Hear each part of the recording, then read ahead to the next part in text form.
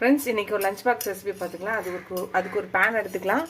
ஒரு 2 ஸ்பூன் எண்ணெய் ஊற்றிக்கலாம். இப்போ இதில் 1/2 ஸ்பூன் சீரகம், 1/2 ஸ்பூன் மிளகு, 2 காஞ்ச மிளகாய், 1 பச்சை மிளகாய், ஒரு 4 பல்லு பூண்டு, ஒரு சின்ன துண்டு இஞ்சி இதையும் போட்டுக்கலாம். கொத்தமல்லியை நல்லா கழுவி கட் பண்ணி வச்சுருக்கேன், இதையும் போட்டுக்கலாம். இப்போ இதையும் சேர்த்து வதக்கிக்கலாம்.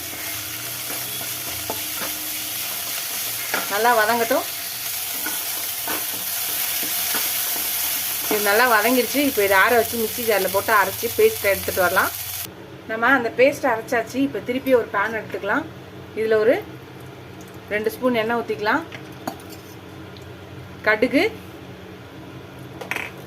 ஒரு 1/2 ஸ்பூன், சீரகம் ஒரு 1/2 ஸ்பூன், சோம்பு 1/2 ஸ்பூன், கடலைப்பருப்பு, உளுந்தம்பருப்பு எல்லாம் போட்டுக்கலாம். 2 காஞ்ச மிளகாய் போட்டுக்கலாம். முந்திரி கொஞ்சம் புட்டு போட்டுக்கலாம், இல்லை முழுசாகவும் போட்டுக்கலாம். வேர்க்கடலை கொஞ்சம் போட்டுக்கலாம். இப்போ அரைச்சி வச்ச பேஸ்ட்டை போட்டுக்கலாம். இதுக்கு இப்போ சால்ட்டு போட்டுக்கலாம். அதுக்கு தேவையானதை கலக்கிக்கலாம். இது லைட்டாக கொஞ்சம் பச்சை வாசனை போகட்டும்.